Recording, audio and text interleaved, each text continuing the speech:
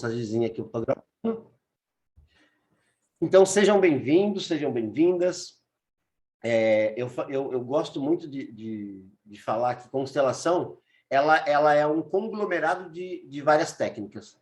E por isso que eu gosto do trabalho da constelação, e eu acho que o Bert teve a felicidade de simplificar um monte de técnicas que eram complexas, né? Psicodrama, gestalterapia, a própria constelação, ela é uma derivação de outra forma de técnica que também era mais ou menos chamada de constelação.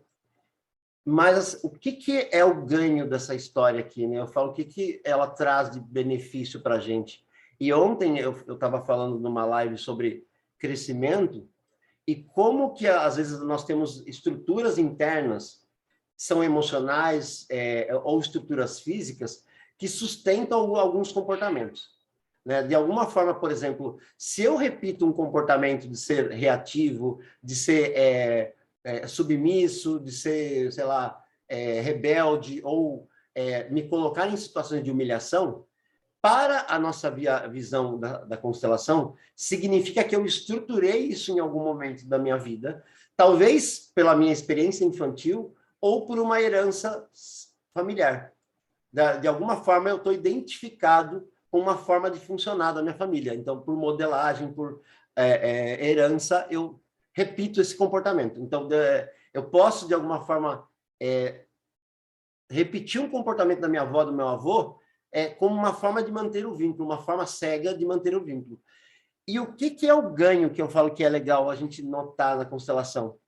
E que é a base da técnica, né? Seja lá qual for o comportamento ou estrutura emocional que vocês tenham, elas não são boas nem más. Elas são o que são.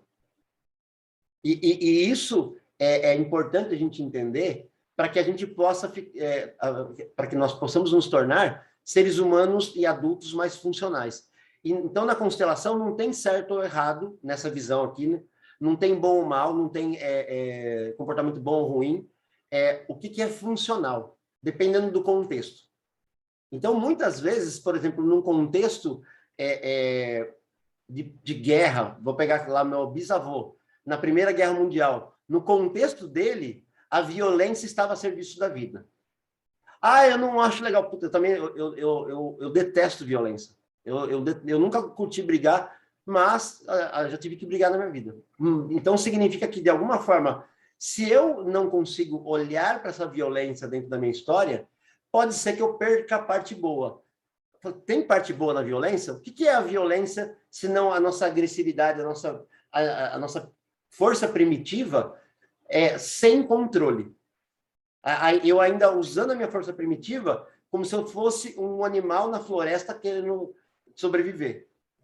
Faz sentido o que eu estou falando, gente? Dá para entender? Então, significa que qualquer conceito, se ele não tiver ordem, ele fica disfuncional. E para nós, na visão da constelação, sempre a funcionalidade está dentro de uma régua. O que está a serviço da vida, o que me dá potência de vida, e o que me tira a potência de vida, o que me adoece. Então, pode ser que por lealdade à minha avó, sei lá, ou minha bisavó que apanhou do meu bisavô, eu odeio violência, sabe? Eu odeio, porque assim, meu bisavô foi um escroto. E aí eu pego toda essa agressividade que poderia se transformar em violência e eu reprimo ela. E aí eu viro uma pessoa sem força. Viro uma pessoa que eu não tenho voz ativa, eu não tenho energia de pulsação de vida, eu não me posiciono, eu não me coloco. Entende como que eu pego algo que não é bom nem ruim, que é o que é uma potência primitiva, e só distorço ela e reprimo. E eu perco isso em mim. Assim como medo é bom ou ruim? Cara, depende do contexto. Se você não tiver medo, você vira um louco que se joga em situações sem cuidado, sem autocuidado. Só que o excesso de medo te congela. A tristeza é maravilhosa. A tristeza faz com que a gente processe situações que já não fazem mais sentido para a gente. Então, se eu não vivencio a tristeza, que talvez porque meu pai falou que eu sou um boca aberta, que eu sou um chorão, e então, para não ser humilhado de novo, eu não choro mais, eu deixo de vivenciar processos de luto, eu deixo de terminar relações de uma forma adequada, eu deixo de terminar processo, eu não quero mais esse trabalho aqui. por medo de não ter que, né, entrar em contato com o luto, eu não vivo a tristeza. Então, de alguma forma, em algum momento, qualquer comportamento, emoção... vou pegar aqui, ó, a própria sexualidade. Putz, na minha família tinha uma galera que era um dos moralistas, os católicos moralistas, tinha uma galera que era da putaria. Eu não quero ser que esse povo da putaria é tudo pervertido, que não presta tal, não é gente de bem. Aí eu pego isso aí que é feio. Putz, se eu for isso daqui, que era de uma parte da minha família, eu não vou ser amado. Aí eu pego a minha energia, eu tranco ela, reprimo ela. Aí eu perco não só a minha capacidade de desenvolver a minha sexualidade, eu perco o meu tesão pela vida, sabe? Eu perco o meu prazer de fazer as coisas. Você percebe que nunca nenhum conceito ele está ligado só a uma parte. Estou falando de sexualidade, não estou falando de sexo. Só que, de alguma forma, se eu reprimo isso daí, ele pode se transformar numa compulsão, que foi o meu caso. De alguma forma, havia uma repressão e eu tentei anestesiar com álcool, tentei com trabalho, tentei anestesiar com um monte de coisa, blá, blá, blá, com jogo. Só que isso vaza em algum momento. Se não vaza em comportamento, você reprime e vira uma disfunção física e eu posso ficar doente. Sabe? É como se a minha energia vital, ela fica tão represada, que eu vou usar uma metáfora, tá? Que ela envelhece, ela embolora, ela adoece. Gente, faz sentido isso que eu estou falando? Dá para fazer links com essa percepção da constelação? Então, de alguma forma, constelação não é nenhum trabalho mágico. Pera, deixa eu só fechar aqui o áudio. Não é nenhum trabalho mágico que vai te apresentar a solução para a vida. Ela vai apresentar aspectos sobre nós, do que eu significo sobre os meus pais, e não que significa que é o que eles eram, mas o olhar da minha criança, o olhar do meu adolescente, a gente vai olhar para a sexualidade e a gente pode ver como é que isso foi percebido. A sexualidade é algo ruim, sexo é algo feio, pecaminoso, você vai para o inferno. E aí, a pessoa que representa, que corporifica a ideia do sexo aqui na constelação, ela pode, sei lá, trazer trejeitos, vou brincar aqui, ó, de alguém demoníaco. Nossa, mas o que tem a ver com religião? Não é que tem a ver com a religião. Tem a ver com um significado que ficou colado. Sexo é algo ruim, é do capeta, do demônio. Então, é como se eu não tivesse uma não permissão de experimentar minha sexualidade porque ela está ligada a algo mal. Entende como que é muito mais metafórico do que contextual, propriamente dito. Então, na constelação, muitas coisas aqui a gente vai ver que elas podem ser ressignificadas.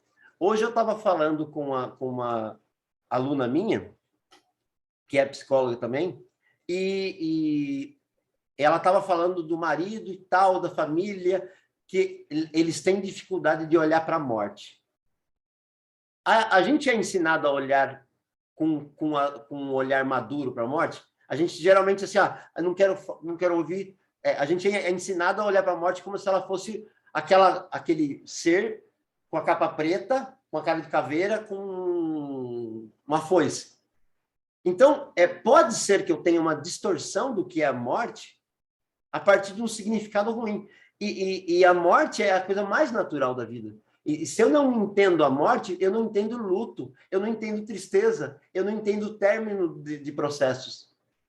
Entende como que é muito mais... A morte aqui, ela pode ser vista como algo sábio. Eu brinco assim, a gente começa a entender que a inteligência, como a morte está a serviço da vida.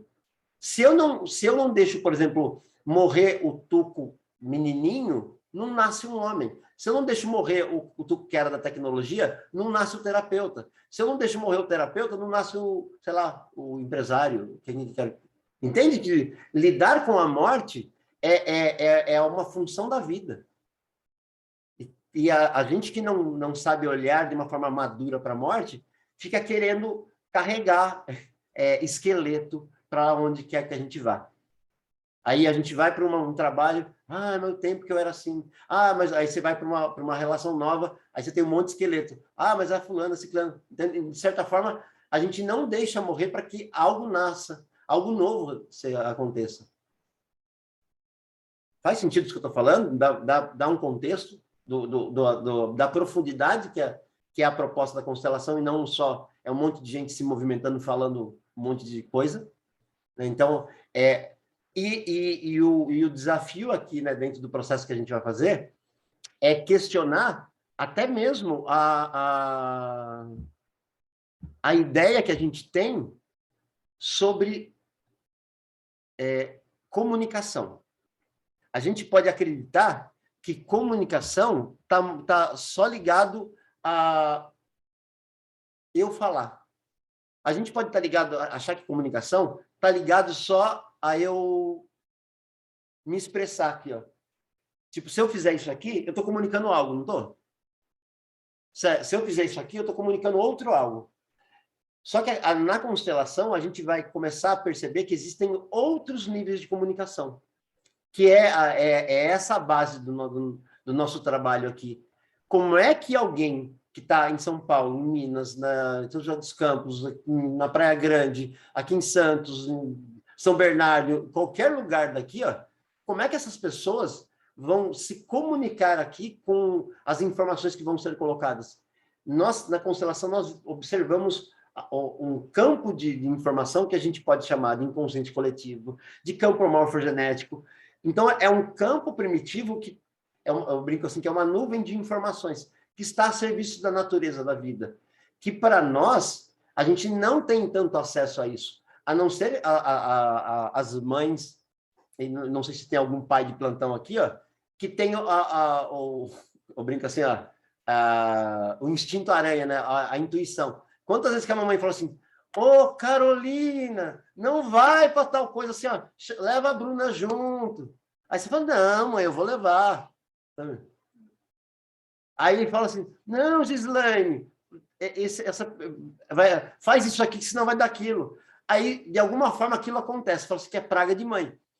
O que essas mães podem ter acessado de informação que não é só praga, né? No fundo, elas podem ter acessado um campo de informação. Quantas vezes os nossos filhos às vezes, estão em perigo e a gente tem uma sensação que algo está acontecendo? Quantas vezes a gente tem... eu tenho uma sintonia, né, com uma amiga muito especial, que eu sinto muitas coisas que ela sente.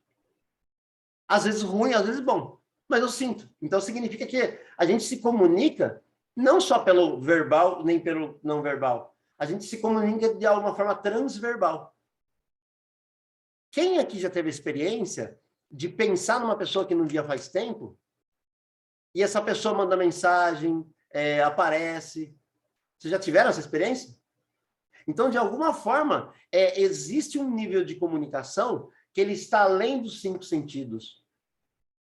E é esse sentido que a gente traz aqui para esse olhar da constelação. A Cris, quem vai constelar hoje, a gente já teve uma conversa prévia, né, da questão que ela vai trabalhar, e aí ela vai colocar números referentes a algum personagem. Ela, sei lá, mãe, pai, avô, dinheiro, sexualidade, qualquer coisa, não importa o tema. E o que essas pessoas que vão ser atribuídas com números vão fazer? Elas vão perceber o corpo dela. Porque, de alguma forma, a Cris vai colocar uma intenção. Ó, Gislaine, você pode representar o número 1? E a Gislaine só vai perceber o corpo dela. O que acontece quando ela coloca essa intenção em mim e eu só percebo o meu corpo? E é com essa informação primitiva do corpo que a gente vai começar sei lá, me deu vontade de chorar. Meu corpo tensionou. Sei lá, eu comecei a me sentir uma confusão aqui. Ou eu olho para Rosana, que está representando 3, me vem uma raiva. O que isso significa? Para quem está constelando, isso pode ter significados na biografia dela, significa que é Cris 0, ou memória, né? Do tempo de vida dela até hoje, ou podem ter significados que são transgeracionais. Pode ter, sei lá, um trauma de fome que está na minha família, que eu trago no meu corpo como dor. pode ter um trauma de abuso que eu não fui abusado, mas eu posso trazer no meu corpo essa dor do abuso que não foi minha, mas que eu estou identificado lá com... Então, é dessa forma que a constelação vai ressignificando alguns comportamentos. E aí, quem está sendo constelado também pode sentir um monte de coisa. E essa pessoa, além dela ter a ressignificação da cognitiva, né, racional, falei, nossa, eu nunca pude imaginar que talvez o meu pai sentisse medo. Talvez o meu pai se sentisse insuficiente, incapaz. Que foi porque eu falo que a primeira grande ressignificação que eu tive na minha experiência com constelação em 2010 foi ter humanizado o meu pai. Ah, meu pai virou um santo? Não, ele só virou humano. No fundo, a gente leva os pais ou qualquer pessoa ou para um lugar santificado, endeusado, ou para um lugar demonizado. A gente tira a humanidade. É como se os pais não pudessem ser falhos. Tô falando besteira, meus caros amigos que endeusaram ou demonizaram os próprios pais?